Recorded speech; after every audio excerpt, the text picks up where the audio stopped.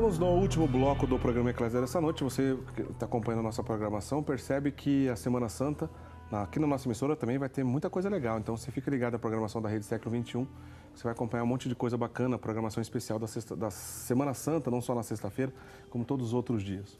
E hoje, terça-feira da Semana Santa, estamos falando então sobre as 7 dores de Maria. Nós estamos sorteando um CD, né? As mais lindas canções da Semana Santa. Maria do Rosário e Cleiton Dias trabalharam junto com a nossa equipe aqui de produção da Rede Século XXI nesse produto muito bonito. São belíssimas canções, as mais tradicionais que cantamos na Semana Santa. A gente deu exemplo agora há pouco da Bendita Sejais, uma das canções que a gente está usando um trechinho aqui durante o programa do clipe. Inclusive, lembrando que essa música completa, o clipe completo, está lá na página do Facebook do programa Eclésia. Mas liga para a gente, para você concorrer ainda no final desse bloco, dá tempo. Se ligar rapidinho, vai deixar o seu nome para concorrer a esse CD, As Mais Lindas Canções da Semana Santa. Se você quiser adquirir, você pode ligar também, nossos atendentes vão tirar todas as suas dúvidas. Se você quiser presentear alguém, por exemplo, com esse CD, você pode adquirir. E lembrando que, ao adquirir um produto aqui conosco, o dinheiro também é revertido para a manutenção da nossa emissora, tá bom? Bom, vamos relembrar então, diretor? Coloca pra gente, por favor, de novo a tela aí com as 7 dores, pra gente lembrar. Então vamos lá, a profecia de Simeão, a primeira, como o Padre Guido já explicou, a segunda dor, a fuga para o Egito, né? E depois aquele episódio onde o menino Jesus aos 12 anos desapareceu, né? E, graças a Deus foi encontrado depois, né? O encontro com Jesus no caminho do Calvário é o próximo, que nós vamos comentar na sequência. Lembrando que esse encontro no Calvário, em algumas tradições, de acordo com a piedade popular, aparece de uma outra maneira. Ao invés do encontro de Jesus no caminho do Calvário com Nossa Senhora, falamos então do processo, o processo que Jesus enfrentou antes da sua morte. Mas, de qualquer forma, os dois tratam de uma dor relacionada a Nossa Senhora e, inclusive, estão interligados, obviamente.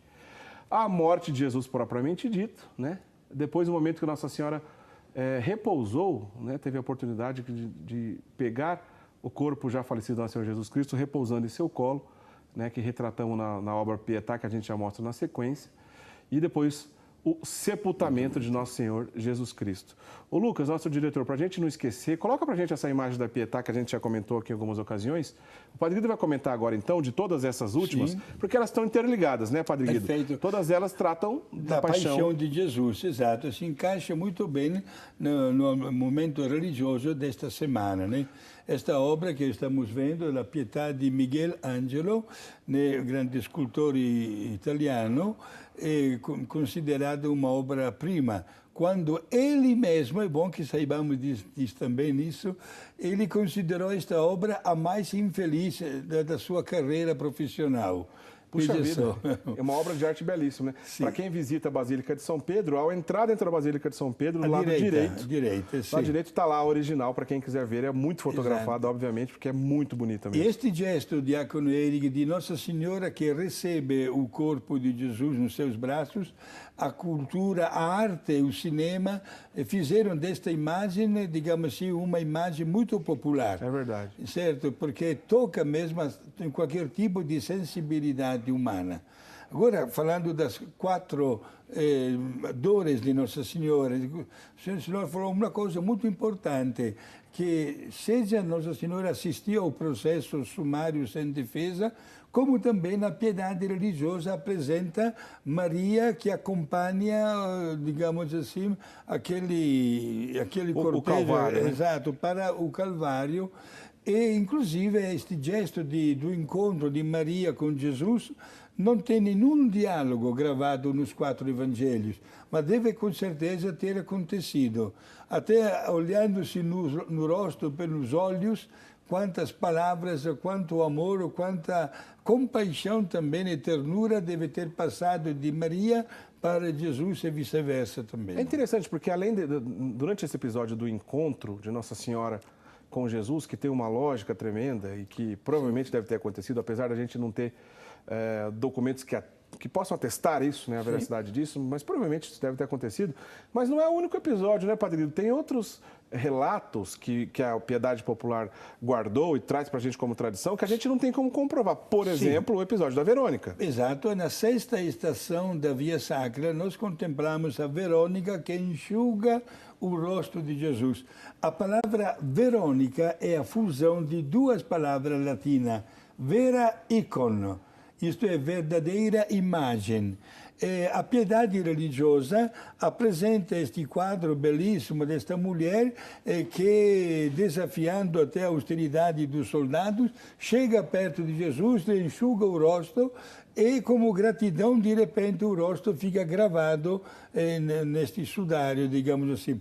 O episódio não está registrado na Bíblia. É fruto da devoção, como também acrescentamos as 3 quedas de Jesus. Ah, que a gente lembra na Via Sacra, né? Na Via Sacra se fala de 3 quedas de Jesus. Jesus caiu muito mais vezes do que... Olha, não sei se podemos colocar esta imagem, né, do Santo Sudário que está guardado em Turim. Nós temos uma imagem, o diretor vai colocar para a gente. Exato, né, que mostra um pormenor interessante esta imagem. Olha, gente... O joelho esquerdo de Jesus está muito mais machucado do joelho direito. Ao estudar o sudário, a gente pode chegar a essa conclusão. Sim, exato. Por qual motivo? Porque o condenado carregava o braço transversal da cruz.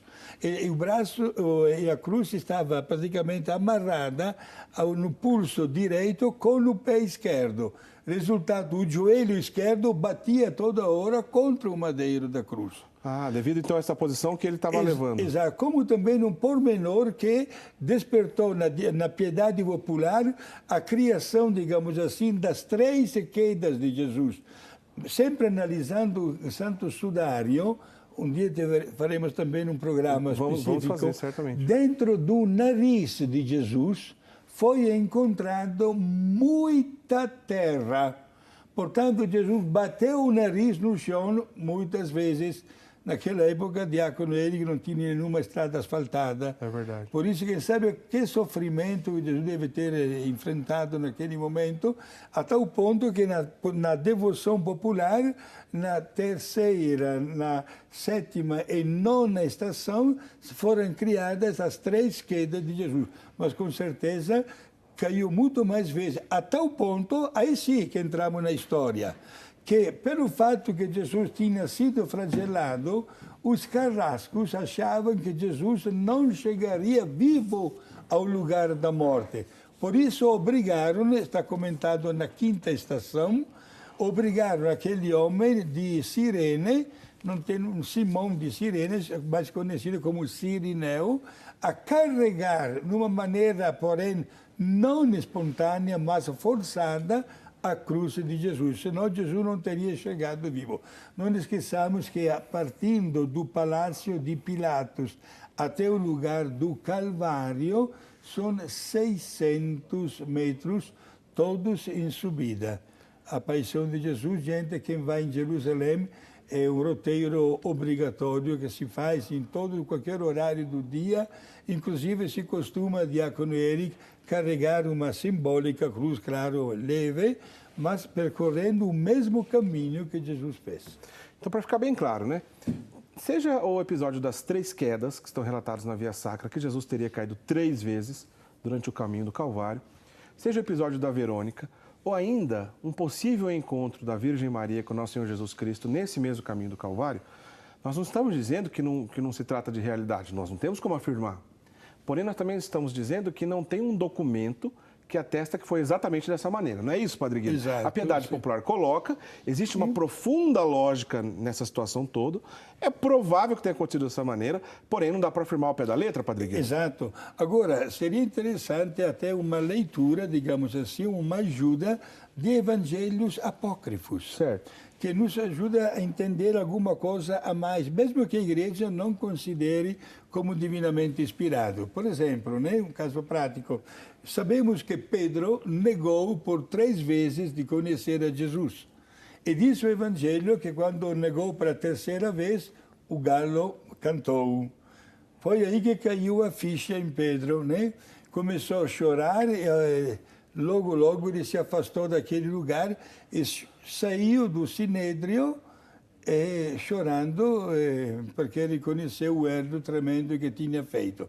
Um evangelho apócrifo fala que saiu chorando e foi encontrar conforto na casa de Nossa Senhora. Olha só. Olha como encaixa uma coisa com a outra. Uma lógica tremenda. Uma né? lógica. Foi Ô, Padre pedir Guido, perdão. Só estou acelerando aqui para otimizar o tempo, porque daqui a pouquinho o programa vai acabar. A gente, infelizmente, não vai comentar sobre todos os pormenores. Lembrando, na sequência, né? Nossa Senhora que acompanha Nosso Senhor Jesus Cristo até a cruz. Nossa Senhora estava de pé. Lembrando, inclusive tem uma obra chamada Stabat Mater, que lembra de Nossa Senhora de pé, aos pés da cruz. É uma música muito bonita, né, Padre Guido? Sim, eu pego exatamente essa sua expressão, Diácono Eri, Nossa Senhora de pé. Deveríamos conhecer um pouquinho de língua grega e analisar o texto de São João, porque a palavra, o verbo que São João usa é a palavra en, que em grego, que em português significa ficar grudado, ficar amarrado ou até colado à cruz de Jesus. Certo. Diante de gente do tremor de terra, daquela chuva, trovoada, muita gente fugindo, muita gente até já batendo no peito, dizendo, olha, aquele cara é mesmo filho de Deus. Desaparecendo muita gente, Maria ficou lá.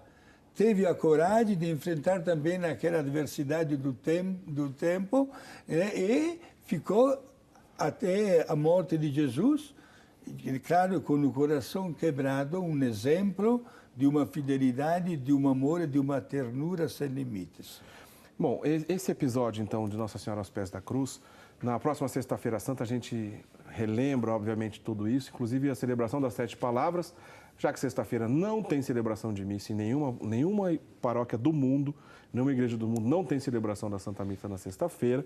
As 7 palavras é uma celebração da paixão do Nosso Senhor Jesus Cristo. Entre outras coisas, as 7 palavras está na celebração da paixão do Nosso Senhor Jesus Cristo, sempre às 3 da tarde. Um parênteses rapidinho aqui, Padre Guido. Sexta-feira não tem missa, mas é proibido todos os sacramentos? Não, não é proibido o sacramento da confissão, se pode receber a Eucaristia, a unção dos doentes também, como também, em caso de urgência, o Santo Batismo. Os demais sacramentos não se celebram naquele dia. Certo? Muito bem.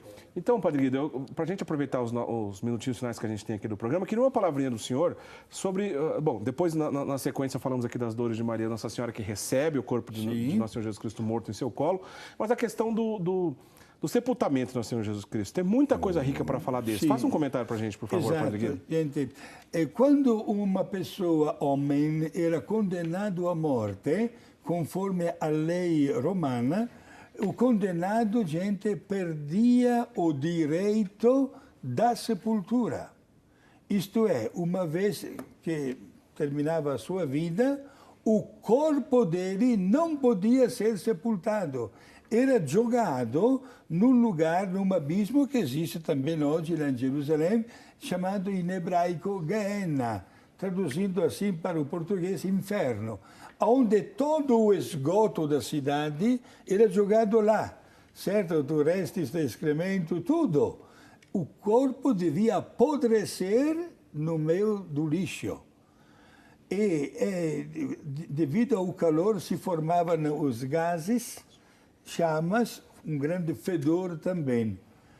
No caso de Jesus, aconteceu o seguinte: um homem chamado de José de Arimateia, está tudo registrado no Evangelho de João, que nós vamos ouvir sexta-feira agora, sexta-feira santa, ele correu até o palácio de Pilato para que abrisse uma exceção. Pilatos, que estava cheio até o pescoço de remorso de consciência por ter condenado injustamente a Jesus, abriu exceção. Permitiu que Jesus fosse sepultado. E tudo ocorreu às pressas. Por qual motivo, Diácono Eric? Porque o dia, lá em Israel, seja na época de Jesus, como também até hoje, não inicia à meia-noite como nós. Inicia às 6 horas da tarde. E naquela sexta-feira, às 6 horas da tarde, iniciava o sábado. E o sábado era um dia festivo, inclusive era o dia de Páscoa dos hebreus. E no dia festivo não era permitido expor os cadáveres. Por isso, o corpo de Jesus foi tirado da cruz, foi sumariamente lavado, digamos assim, e depois envolvido em num lençol né, bem comprido, de mais de 5 metros. Que é justamente o Santo Sudário. É Santo Sudário, que está guardado em Turim, e foi colocado dentro do sepulcro, emprestado, deste homem José de Arimateia, e uma grande pedra depois foi colocada por fora, fechando. E aqueles que eram do serviço funerário que se fazia naquela época para todos os mortos, teve que ser realizado somente de madrugada de domingo, porque durante o sábado nenhum trabalho era permitido pela lei. Aí que se explica o fato depois da ressurreição de Jesus, né? Que Maria Madalena, bem de madrugada, com alguns baldes de perfume, já correu lá para fazer aquele serviço funerário para Jesus, e será ela a primeira que vai encontrar que aquela pedra de acesso tinha sido removida. Por isso, então, que o terceiro dia já conta sábado à noite, como o padre acabou de explicar, mas a celebração de sábado à noite da Páscoa também tem o caráter de vigília, né? Padre, a gente não tem mais tempo. Rapidinho, Lucas, a gente pode colocar, então, para encerrar, 7 dores e 7 alegrias, para a gente encerrar, então? Vamos passar rapidamente para a gente entender e ficar bem claro. Primeiro, a tela das 7 dores de Maria, que nós discutimos aqui em todo o programa de hoje. Tá aí, as 7 dores de Maria. A profecia de São Simeão, né, a fuga para o Egito, o menino Jesus, então, que foi encontrado depois de 3 dias de ter ficado perdido, o encontro com Jesus no caminho do Calvário, ou então o processo sumário que Nossa Senhora acompanhou, depende de cada tradição apresentado, a morte propriamente dita de Jesus, depois ela que recebeu Jesus morto em seus braços e, por último, o próprio sepultamento. Em comparação a isso, depois da Páscoa, nós vamos comemorar e lembrar isso, mas temos a alegria de Nossa Senhora, as 7 alegrias, ao contrário dessas 7 dores, né? Tá aí, então. Lembra para mim, por favor, Lucas? O contentamento da Anunciação, o primeiro, né? O encontro com Isabel foi o segundo, né? Magnificat. O nascimento de Jesus, a missão de Jesus, a alegria, né, da ressurreição de nosso Senhor Jesus Cristo e depois ainda Pentecostes. Padre Guido, só dá tempo para o senhor nos dar a bênção e uma breve recomendação de 30 segundos como a gente deve viver bem a Páscoa. Viviamos bem diante desse tempo. Não esqueçamos para sexta-feira o jejum e a abstinência da carne, né? Para quem ainda não se confessou, gente, encontre, mesmo com um pouco de sacrifício, nenhum padre manda embora uma pessoa que pede de confessar-se, para que seja uma verdadeira Páscoa de ressurreição. Um abraço fraterno a todos, especialmente à família do Céu de Alberto, Dona Ladi, de Criciúma, Dona Cristina e Roberto, Lorenz de Teófilo Ottoni, e também um abraço a Dona Cristina, Carlos, e as filhas, Dr. Carlos, a Juliana e a Luciana de Bauru. Para todos vocês, meus amigos, um abraço desejando uma Páscoa serena, cheia de tantas felicidades e, sobretudo, de tanto renovado fervor. A bênção de Deus, o Pai, Filho e Espírito Santo. Amém. Amém. Obrigado, Padre Guido. Está claro, então, gente, o Tríduo Pascal é o auge, né, dos mistérios da nossa fé, a celebração mais importante do ano. Ela tem início na Quinta-feira Santa, mas ela não acaba na Quinta-feira Santa, por isso se chama Tríduo. Começa na quinta, passa pela Sexta Santa, que não tem missa, é o único dia do ano que não tem missa, e vai até então a vigília do Sábado Santo, a vigília que depois cantaremos a Páscoa de Nosso Senhor Jesus Cristo. Como o Padre Guido já explicou de maneira bem clara, sábado à noite já comemoramos a nossa ressurreição, a ressurreição de Nosso Senhor Jesus Cristo. E depois, obviamente, no domingo, nós declaramos para todo mundo: Jesus ressuscitou, verdadeiramente ressuscitou, tá certo? Vou rapidamente aqui, Padre Guido, fazer o sorteio, então, conforme combinamos. Vamos ver quem vai levar para casa o CD. Karen Terezinha Bacarim Gomes, da cidade de Leme, que sempre participa aqui conosco.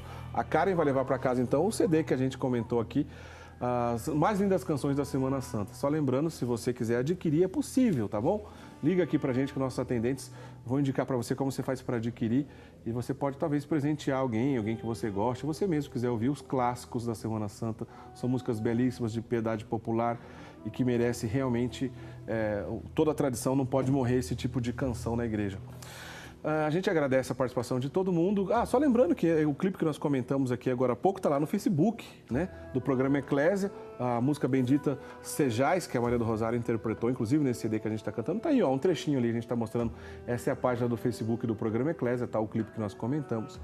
aí na página do programa. A gente divulga sempre os assuntos que a gente vai trabalhar na sequência das semanas. Programas antigos, a gente sempre lembra algum trechinho ou outro. Então não deixa de curtir a página do programa Eclésia e assim a gente fica junto também nas redes sociais, tá bom? Uma grande Santa Páscoa para todo mundo que está nos assistindo, né? Vamos viver bem essa semana e lembre de rezar pela gente também, pelo nosso trabalho aqui do programa Eclésia. Um grande abraço, semana que vem a gente se encontra. Até lá, tchau, tchau.